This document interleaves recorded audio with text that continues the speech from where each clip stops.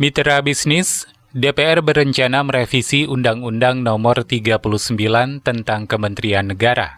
Pada undang-undang itu disebutkan, jumlah keseluruhan kementerian adalah maksimal 34 kementerian. Nah, rencananya, undang-undang itu akan direvisi menjadi jumlah kementerian ditetapkan sesuai kebutuhan Presiden dengan memperhatikan efektivitas penyelenggaraan pemerintahan.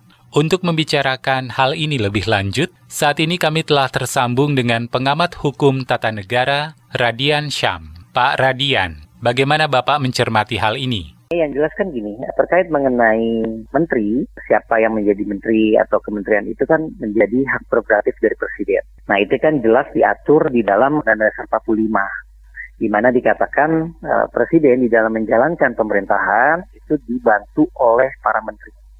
Kan gitu.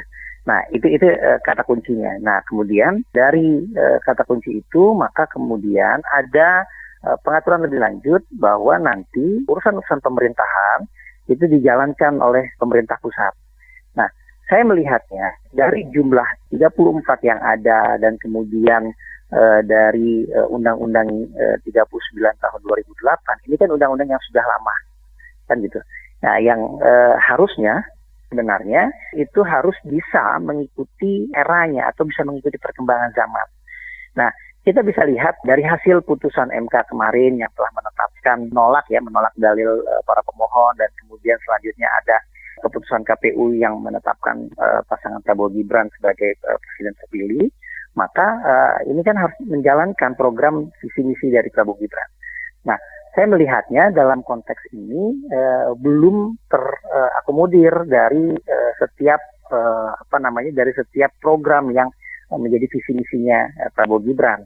Nah, jadi artinya jangan kemudian dikunci dari jumlah 34 yang seharusnya itu menjadi hak prerogatif dari Presiden. Jadi seperti itu, Mas.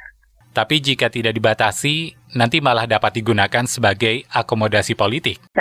Iya, jadi gini, ini kan seharusnya jangan dilihat apa-apa dari adanya alat akomodasi politik atau kemudian kita saling bersuuzon ya dari niat baik pemerintah yang terpilih nanti. Nah, harusnya kalau saya melihat dengan melihat kondisi saat ini di mana juga ada beberapa urusan-urusan pemerintah pusat yang belum bisa dapat berjalan dengan maksimal, apalagi juga ada beberapa urusan-urusan yang ditentukan di dalam konstitusi kita yang kemudian juga belum dapat dijalankan oleh pemerintah pusat.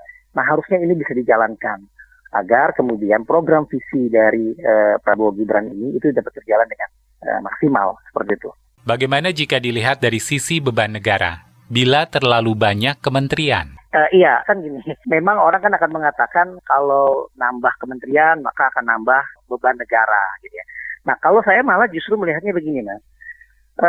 Malah justru ada beberapa urusan-urusan pemerintah pusat yang belum dijalankan. Nah, ini kan artinya harus benar-benar program itu berjalan, gitu. Nah, ini kan tinggal bagaimana memaksimalkan atau mengefektifkan dari kementerian-kementerian yang ada. Gitu. Jadi, saya malah justru melihatnya tidak semata-mata ingin menambah beban APBN, tapi justru ini untuk memaksimalkan program dari visi misi Presiden terpilih. Seperti itu. Demikian pengamat hukum tata negara, Radian Syam. Saya, Anto Wijaya.